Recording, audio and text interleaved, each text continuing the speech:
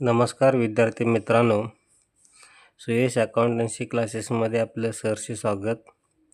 आज आपण इयत्ता 12वीच्या मार्च 2024 मध्ये झालेल्या परीक्षेतील बुक किपिंग अँड अकाउंटन्सी या विषयाच्या प्रश्नपत्रिकेबद्दल चर्चा करणार आहोत.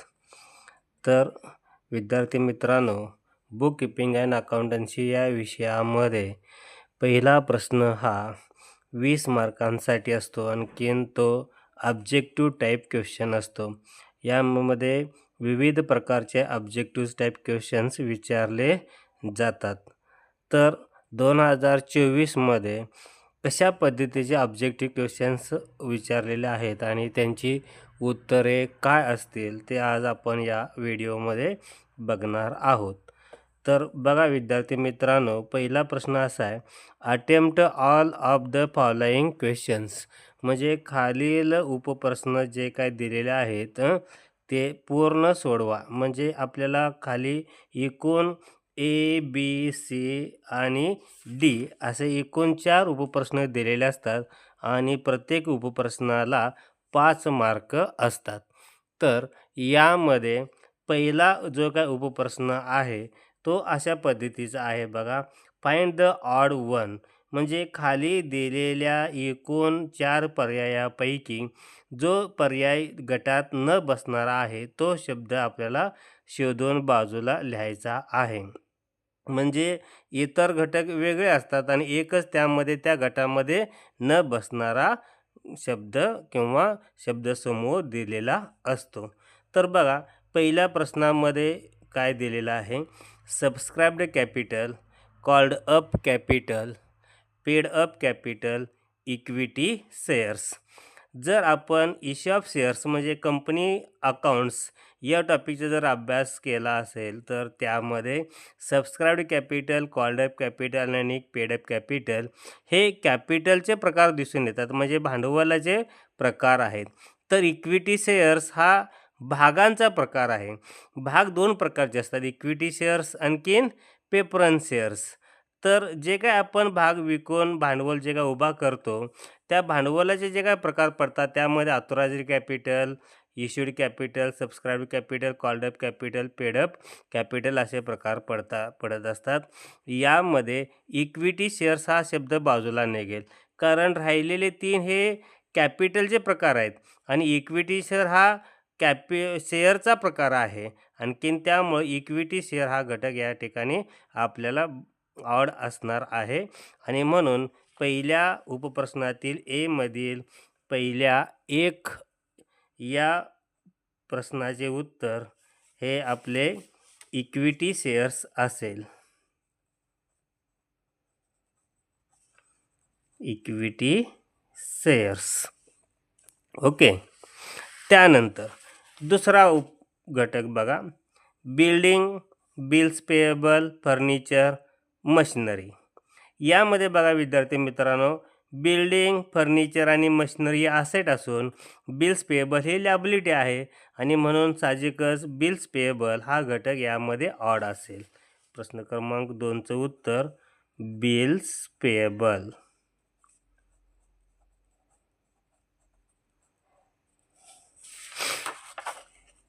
Next 3, retaining of bill, noting of bill, discounting of bill, endorsing of bill.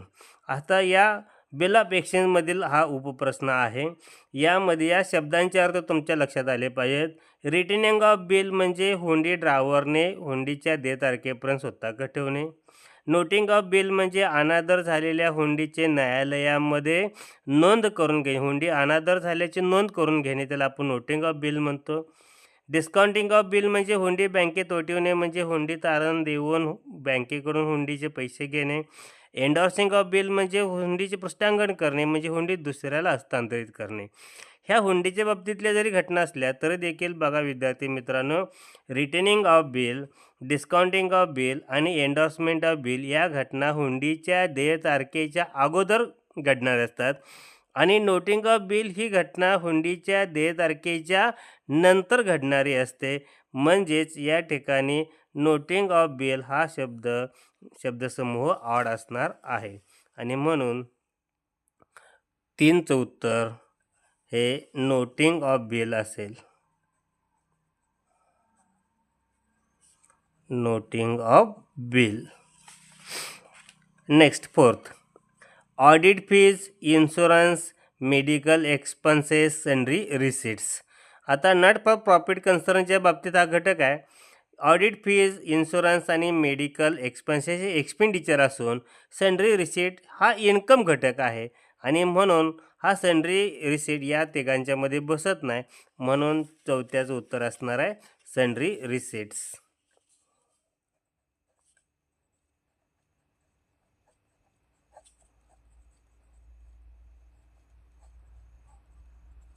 Okay. Next 5th, general reserve, creditors, investment, capital. बघा विद्यार्थी मित्रांनो, जनरल रिझर्व, क्रेडिटर्स आणि कॅपिटल ह्या लॅबिलिटी बाजूचे घटक असून इन्व्हेस्टमेंट ही असेट आहे. साहजिकच इन्व्हेस्टमेंट ही लॅबिलिटीमध्ये येणार नाही आणि म्हणून इन्व्हेस्टमेंट हा घटक यामध्ये आड येतो. 5चं उत्तर असणार आहे इन्व्हेस्टमेंट. ओके. अशा पद्धतीनं जो शब्द ऑड असेल त्याचं तो एक शब्द या ठिकाणी आपल्याला या उपप्रश्नासाठी लिहावयाचा आहे. आता बघा बी काय दिलेलं आहे. Do you agree or disagree with the following statements. Agree म्हणजे सहमत असणे, डिसॲग्री म्हणजे असहमत असणे. ॲग्री कधी असणार आहे आपण विद्यार्थी मित्रांनो, जर ते विधान बरोबर असेल तर आपण ॲग्री असणार, जर ते विधान चुकीचं असेल तर आपण डिसॲग्री म्हणजे असहमत असणार. आणि म्हणून जर ते विधान बरोबर असेल तर त्याला ॲग्री लिहायचं आणि जर ते विधान चुकीचं असेल तर ते डिसॲग्री लिहायचं. बघा तर मग एक आकडा दिलेला आहे. Not for profit concern do not prepare balance sheet. याचा अर्थ नफ्यासाठी नसलेल्या संस्थांच्यामध्ये ताळेबंद तयार केला जात नाही. आता बघा आपण नॉट फॉर प्रॉफिट कन्सर्नचे प्रॉब्लेम आपण सोडवलेले आहेत. त्यामध्ये आपण रिसीट अँड पेमेंट अकाउंटवरून इन्कम अँड एक्सपेंडिचर अकाउंट आणि बॅलन्स शीट आपण तयार केलेलं आहे. याचाच अर्थ नॉट फॉर प्रॉफिट कन्सर्नमध्ये बॅलन्स शीट तयार केली जाते, परंतु इथं डू नॉट प्रिपेअर म्हटलेलं आहे.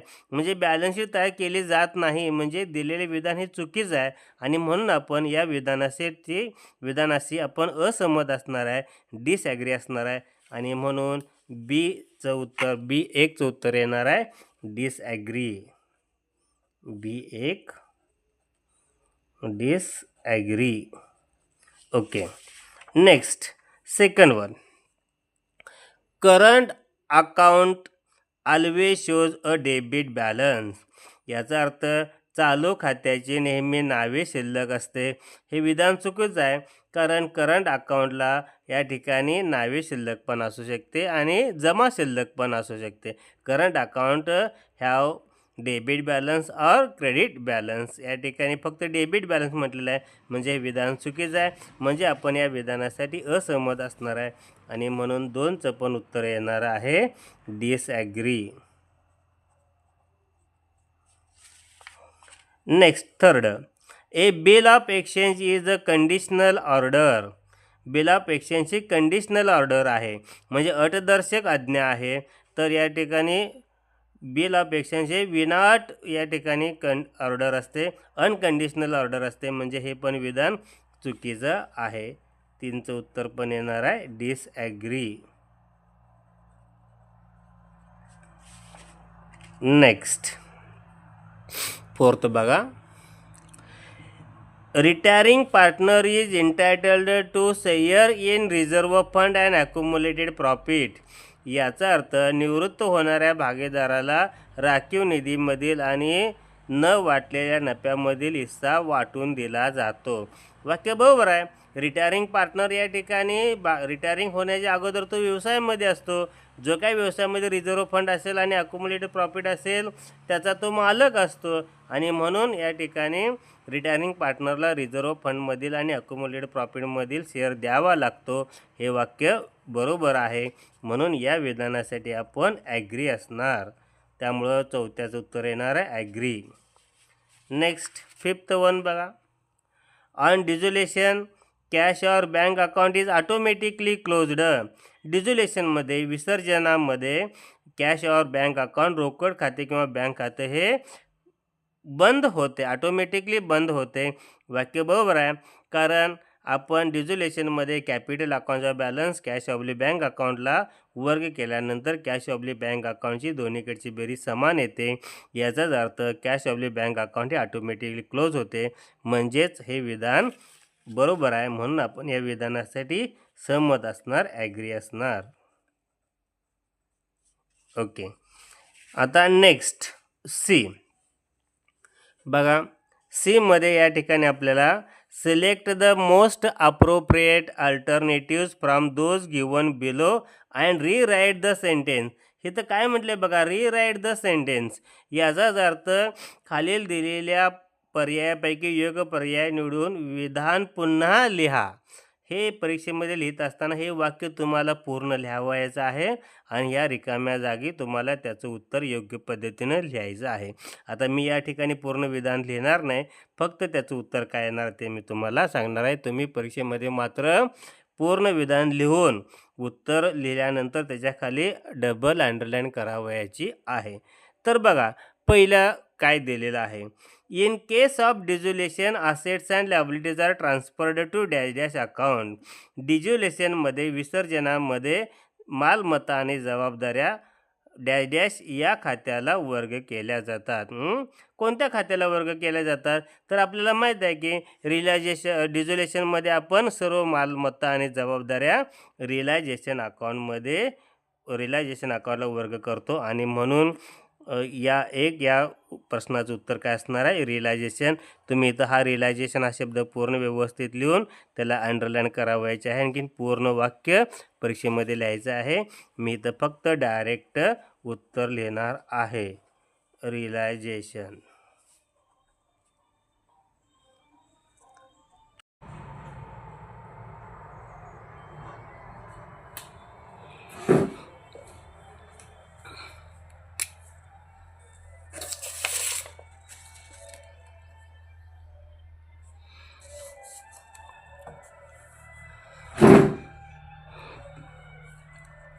सेकंड बघा, in the absence of agreement interest on loan advanced by the partner to the firm is allowed at the rate of. जर भागीदारीचा करार केला नसेल तर भागीदाराकडून भागीदारीसाठी घेतलेल्या कर्जावर टिंबाटिंबा दराने व्याज आकारले जाते. तर भागीदारीचा करार जर नसेल, करारामध्ये जर उल्लेख नसेल, तर भागीदाराकडून घेतलेल्या कर्जावरती 6% दरानं या ठिकाणी व्याज आकारले जाते. त्यामुळे सेकंड उत्तर येणार आहे 6%.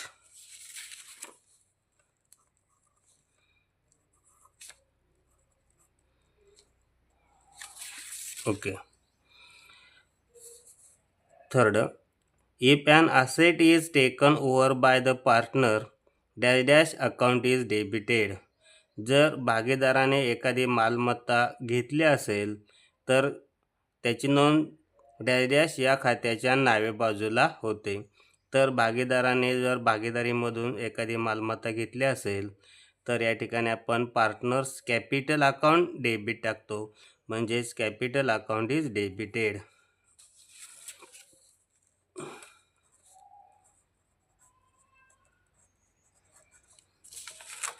ओके.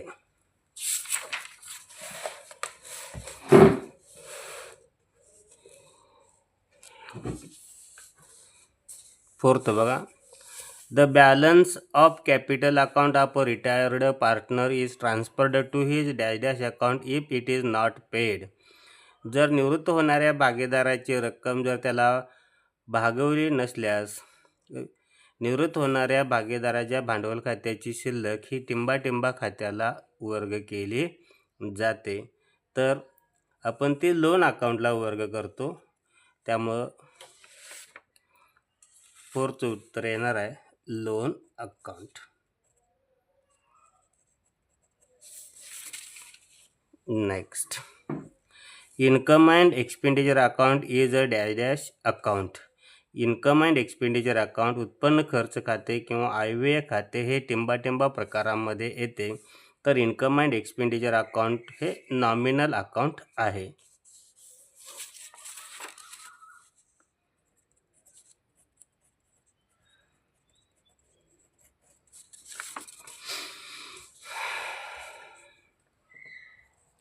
डी बघा.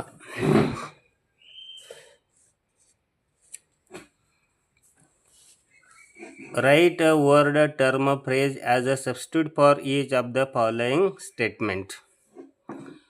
पुढील दिलेल्या प्रत्येक शब्द वाक्यासाठी शब्द, शब्दसमूह किंवा संज्ञा लिहा.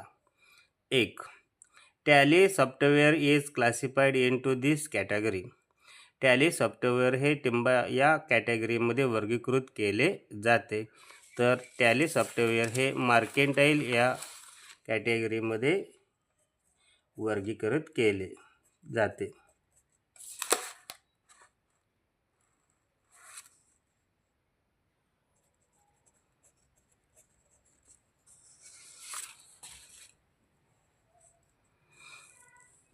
Second, partnership agreement is written form. Partnership agreement in written form, भागीदारीचा लेखी स्वरूपातील ठराव, त्याला आपण पार्टनरशिप डीड म्हणतो. Second.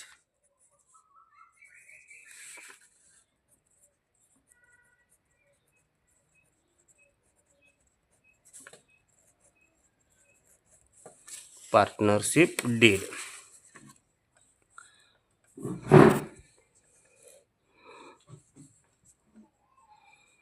An asset which can be converted into cash immediately.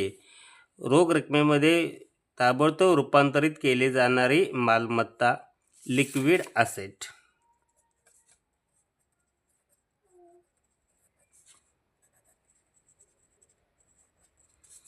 Liquid asset.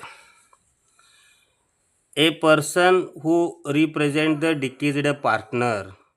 मयत भागीदाराचं प्रतिनिधित्व करणारा व्यक्ती, त्याला आपण लिगल हेयर किंवा एक्झिक्युटर असं आपण म्हणतो.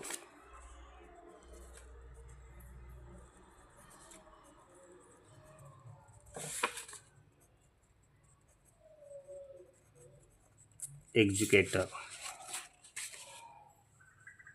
Fifth, the debit balance of income and expenditure account. Income and expenditure अकाउंटची नावे शिल्लक, म्हणजे नावे बाजू मोठी असणे, म्हणजेच खर्चाची बाजू मोठी असणे, म्हणजेच या ठिकाणी डिफिसिट असेल, तूट. ओके. अशा पद्धतीनं आपल्याला हा पहिला प्रश्न 20 मार्कांसाठी सोडवायचा आहे.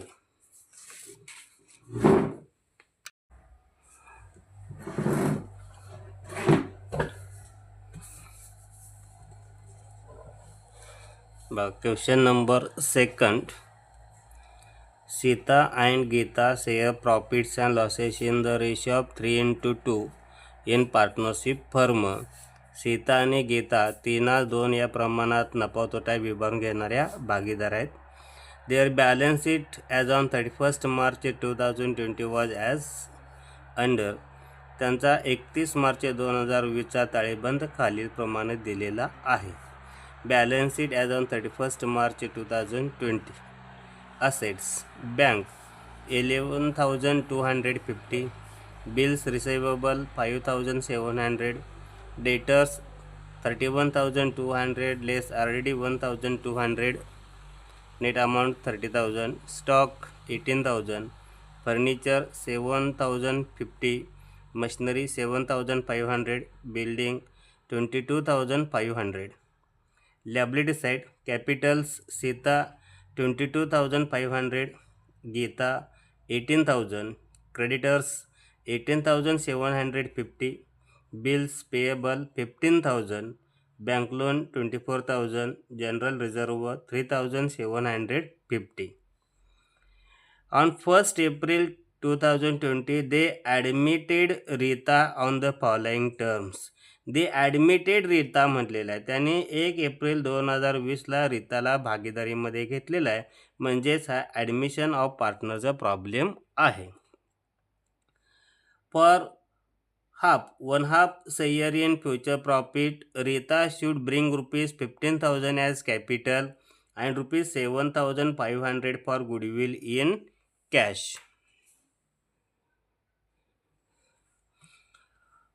वन हाफ शेअरसाठी रीतानं 15,000 रुपये भांडवल आणि 7,500 नावलौकिकासाठी लौकिक मूल्यासाठी रक्कम व्यवसायामध्ये आणावयाची आहे. Furniture should be appreciated up to ₹825. Furniture 8,025 पर्यंत वाढवायचं आहे. And building be appreciated by 20%. And building इमारतीची रक्कम ही 20% वाढवायची आहे. RDD is to be maintained at 1,500. संशयित येणे रकमेसाठी 1,500ची तरतूद करावयाची आहे. The stock is to be reduced by 10%. Reduce कमी करणे, स्टॉक 10%ने कमी करायचा आहे. And machinery depreciated by 5%. मशिनरीवरती 5%नं घसारा झीज आकारावयाची आहे. Half of the amount of goodwill is withdrawn by old partners. गुडविलची निम्मी रक्कम जुन्या भागीदारांनी काढून घेतलेली आहे. म्हणजे गुडविल इथं विथड्रॉन करावयाचं आहे. Pass necessary journal entries in the books of the firm. आपल्याला जर्नल एंट्रीज विचारलेत. Pass necessary journal entries. या ठिकाणी जर जर्नल एंट्रीज विचारले असतील तर आपल्याला जर्नलच तयार करावं लागेल. लेजर अकाउंट तयार करून आपल्याला मार्क्स मिळणार नाहीत. जर्नलच आपल्याला तयार करावं लागेल. परंतु जर्नलचे पूर्ण मार्क्स मिळवण्यासाठी आपल्याला वर्किंगमध्ये profit and loss adjustment account म्हणजेच रिव्हॅल्युएशन अकाउंट आपल्याला तयार करावं लागेल. कारण पुनर्मूल्यांकनावरील नफा किंवा तोटा शोधून काढण्यासाठी आपल्याला प्रॉफिट अँड लॉस ॲडजस्टमेंट अकाउंटची गरज लागते. तर बघा आता आपण क्रमानं या ठिकाणी जर्नल एंट्रीज करत जाऊया.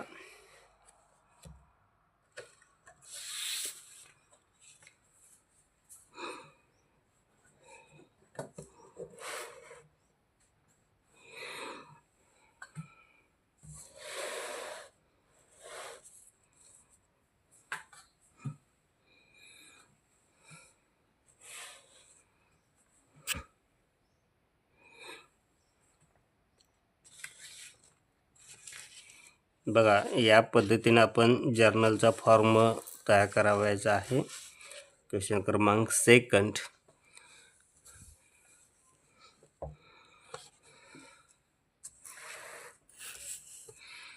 जर्नल एंट्रीज करत असताना असेट बाजूपासून कोणतीही जर्नल एंट्रीज येणार नाही. लॅबिलिटी साईड बाजूला दिलेला जनरल रिझर्व आपल्याला जुन्या भागीदारांना त्यांच्या 3:2 या रेशोमध्ये विभागून आपल्याला द्यावा लागेल. पहिले जर्नल एंट्री आपली येईल general reserve account debit.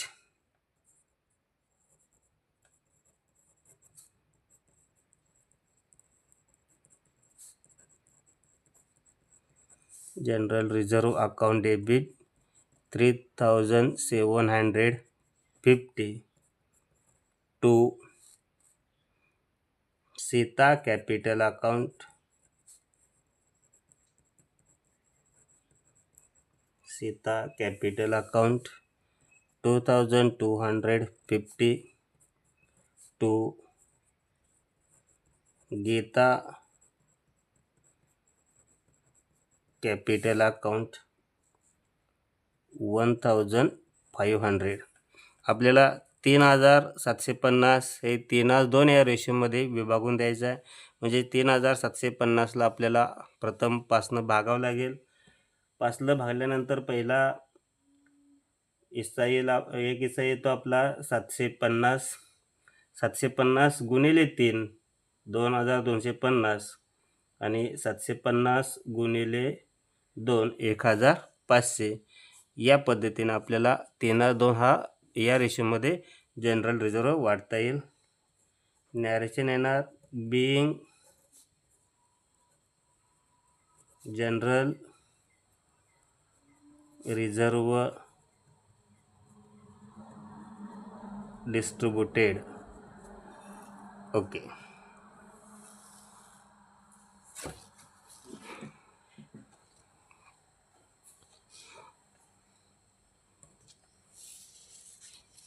Next balance शीटवरून ही एकच जर्नल एंट्री येईल. त्यानंतर बघा addition number first, for 1/2 share in future profit Rita should bring ₹15,000 as capital. रीतानं 15,000 रुपये कॅपिटल आणलेलं आहे. रीतानं कॅपिटल आणल्याची नोंद आपल्याला करावी लागेल. एंट्री क्रमांक सेकंड येणार cash oblique bank account debit.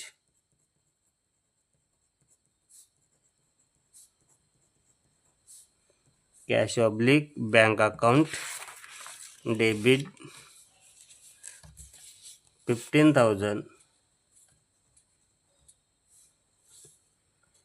To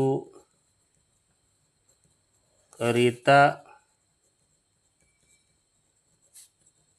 capital account 15,000.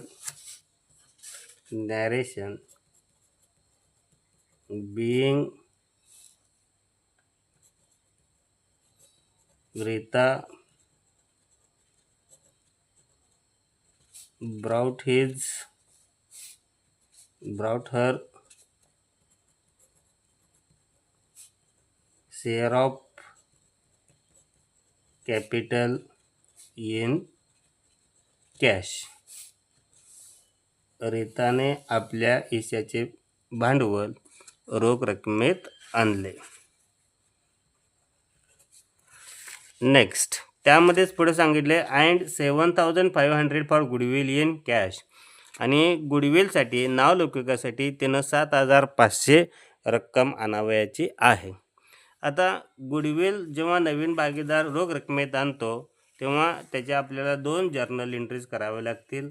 पहिली गुडविलसाठी रक्कम आणली, रोख रक्कम आली, त्याची नोंद आपल्याला करावी लागेल.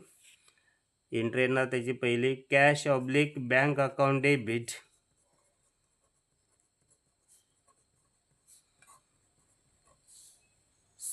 7,500 to goodwill account 7,500 being Rita brought her share of goodwill in cash. नवीन भागीदारानं गुडविलसाठी आणलेली रोख रक्कम आपण जुन्या भागीदारांना वाटून देतो किंवा डिस्ट्रीब्यूट करतो, त्याची नोंद या ठिकाणी आपल्याला करायला पाहिजे. 7,500 या ठिकाणी आपल्याला 3/2 या रेशोमध्ये डिवाइड करावं लागेल. 3/2 म्हणजे 5 भागून 1,500चा 1 हिस्सा येणार, त्याला गुणिले 3 4,500, त्याला गुणिले 2 3,000. या पद्धतीनं ते आपल्याला दोघांना वाढता येईल. त्याची एंट्री येणार goodwill account debit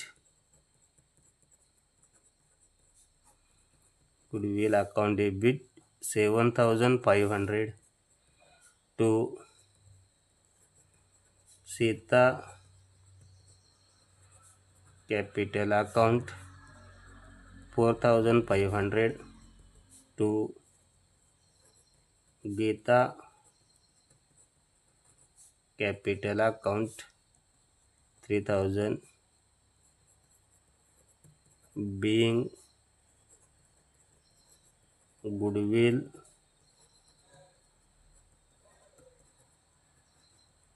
distributed to older partners. Being goodwill distributed to older partners.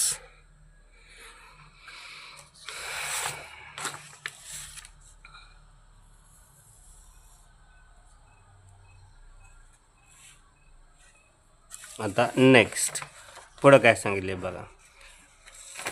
Furniture should be appreciated up to ₹8,025. फर्निचरची किंमत 8,025पर्यंत वाढवायची आहे. बघा, फर्निचरची मूळ रक्कम 7,050 दिलेली आहे, ती 8,025पर्यंत वाढवायची आहे. म्हणजेच या ठिकाणी ₹975 वाढ होणार. फर्निचरमध्ये वाढ झाली की फायदा होतो आणि फायदा आपण ॲडजस्टमेंट अकाउंटच्या क्रेडिटला लिहितो. त्यामुळं वर्किंगमध्ये आपल्याला ॲडजस्टमेंट अकाउंटच्या क्रेडिट बाजूला बाय फर्निचर 975 फक्त रिव्हॅल्युएशन तेवढंच आपल्याला घ्यायचं आहे. Next, building be appreciated by 20%. बिल्डिंगची किंमत 20% वाढवायची आहे. बिल्डिंग 22,500 आहे. 22,500च्या 20% 4,500 येणार. 4,500ने बिल्डिंग आपली वाढणार. परत फायदा होणार. फायदा ॲडजस्टमेंट अकाउंट क्रेडिटला बाय बिल्डिंग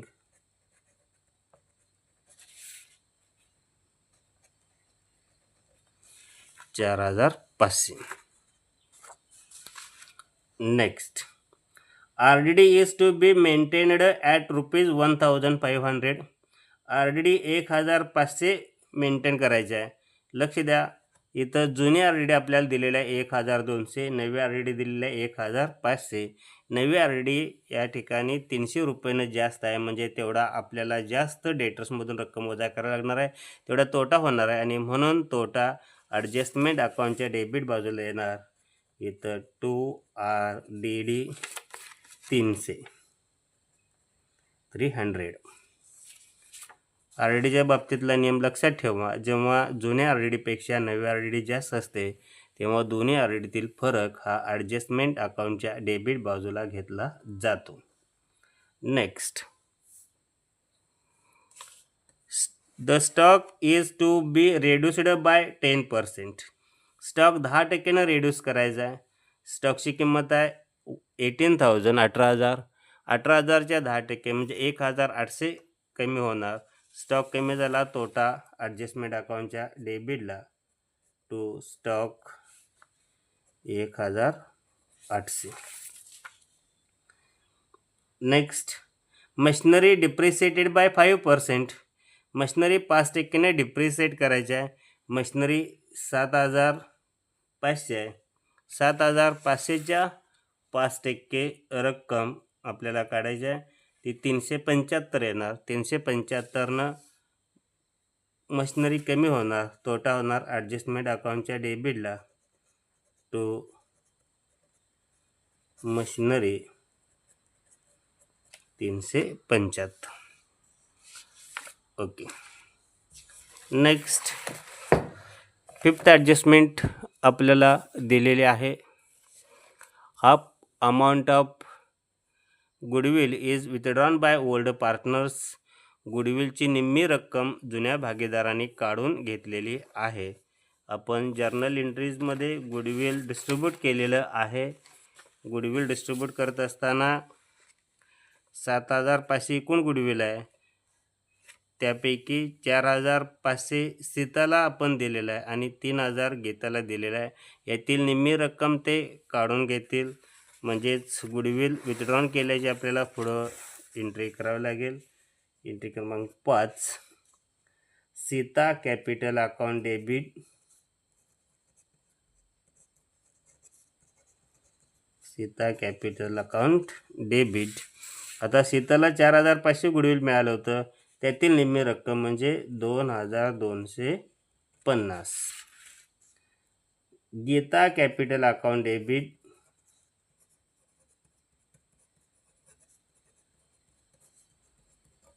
3,000च्या निम्मी रक्कम 1,500 to cash oblique bank account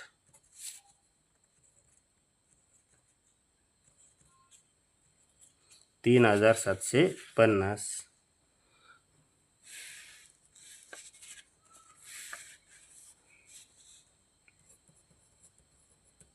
being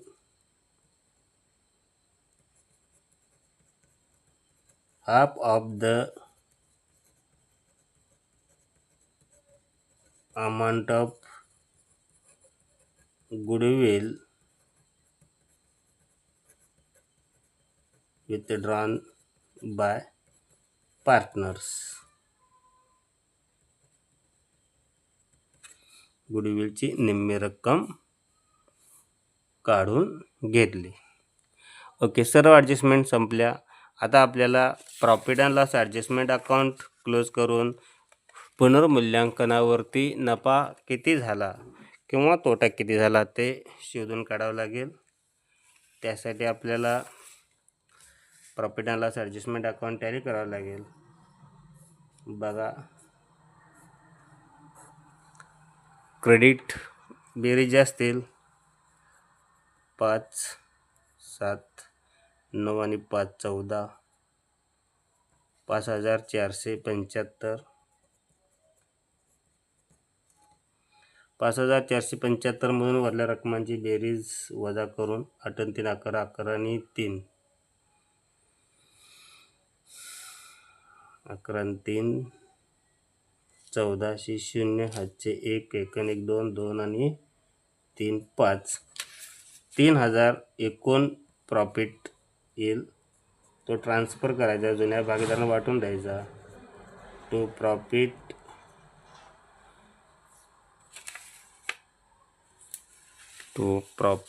transferred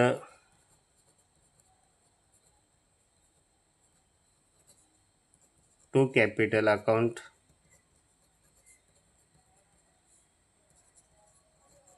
Sita आणि Gita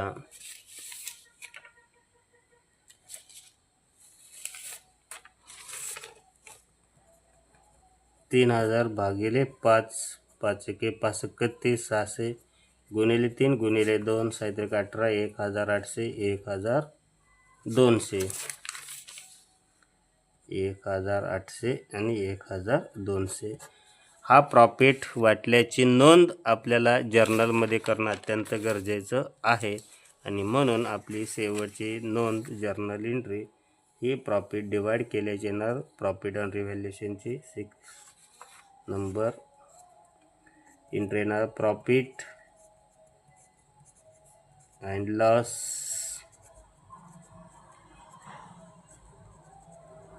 adjustment account debit 3000 to Sita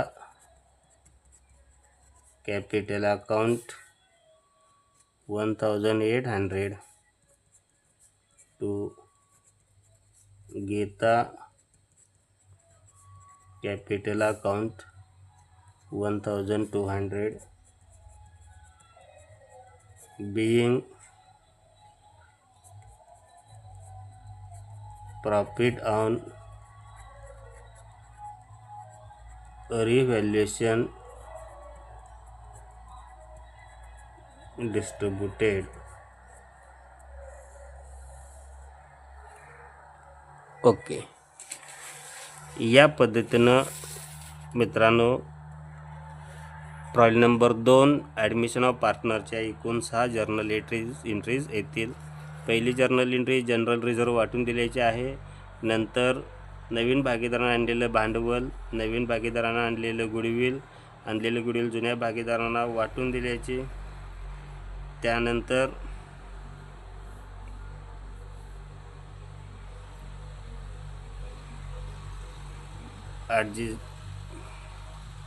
goodwill withdrawn केल्याचे, प्रॉफिट अँड लॉस ॲडजस्टमेंट अकाउंटवरील नफा किंवा तोटा वाटून दिल्याचे. आणखीन आपल्याला जे काय रिव्हॅल्युएशन आपण केलेलं आहे त्या रिव्हॅल्युएशनच्या एंट्री आपल्याला कराव्या लागतील. एंट्री क्रमांक 7 डेबिट घटकांची entry, profit and loss adjustment account debit total 5,7,8 दिनांक आणि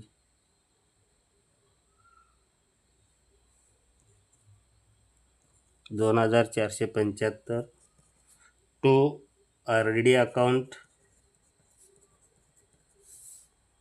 300 to stock account 1,800 to machinery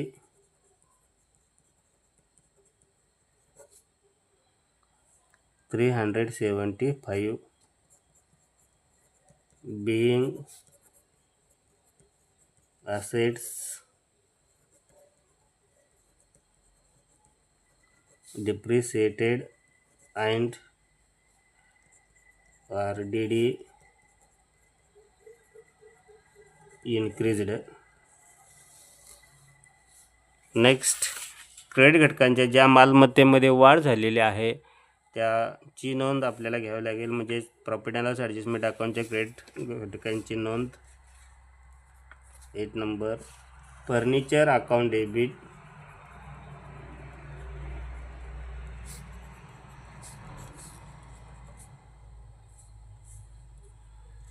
975, building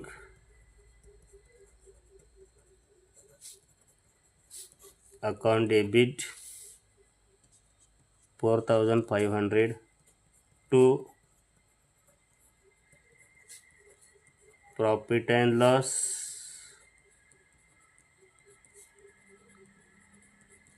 adjustment account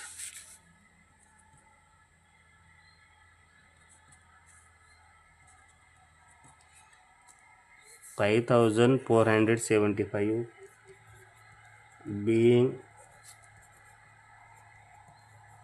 assets appreciated.